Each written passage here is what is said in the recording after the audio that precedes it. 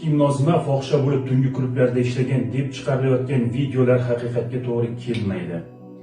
Marhum Bolt va shunga o'xshash tegishli detallarni ishlab chiqaruvchi zavodlarda ishlagan.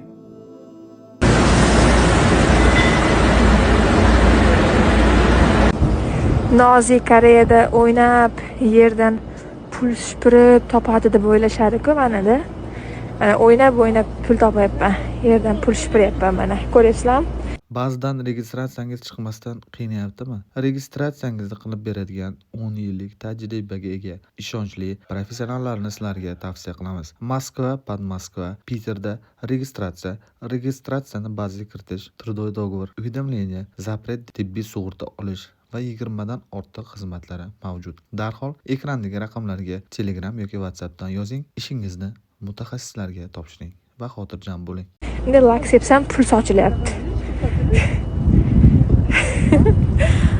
Hamma shunaqa deb o'ylaydi. Koreyada pul dahshat yerda qoladi deydi-ku. Uydagilaringiz naqd pul olishi uchun siz ham naqd pul yuborishingiz shart emas. Shuni bilarmidingiz? Uydan chiqmagan holatda Yubormobil ilovasini yuklab oling va yaqinlaringizga AQSh dollaridan naqd pul o'tkazmalarini amalga oshiring. Sizning kartangizdan rubl yechib olinadi.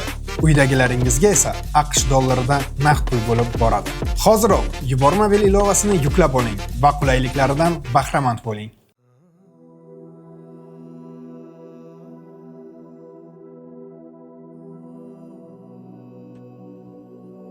Nozimani haqoratlab, uni fohisha ichkish, bunday ayollar Koreyaga kelmaslik kerak, harom yurgan, u ichimlik tufayli olamdan o'tgan, shunga o'xshash obro'sizlantirish maqsadida o'lgan inson orqasidan qo'pol va 12 qismdan iboratli videoni o'zining Koreya yangiliklari Instagram sahifasida olib chiqqan Avazbek 1.400.000 obunachiga ega.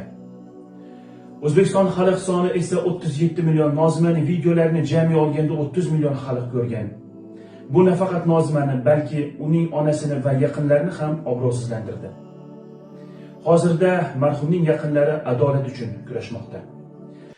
Avazbek esa nafaqat 12 qismli videoni, balkim butun Instagram sahifasini o'chirib, internet tarmoqlaridan ko'rinmay qoldi. O'zbekiston Respublikasi Farg'onalik Abduvohidov Avazbekka Nozimani obro'sizlantirgani bo'yicha Koreya Respublikasining 308-bandida ko'zlangan jinoyatni sodir etganlikda ish ochildi. Tergov kuni ham yaqin.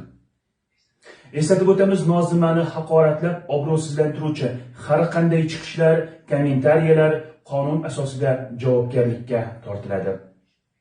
Nozima ishi bo'yicha Koreya ko'mak tomonidan advokat olindi. Ular o'z ishlarini boshlab yuborishgan.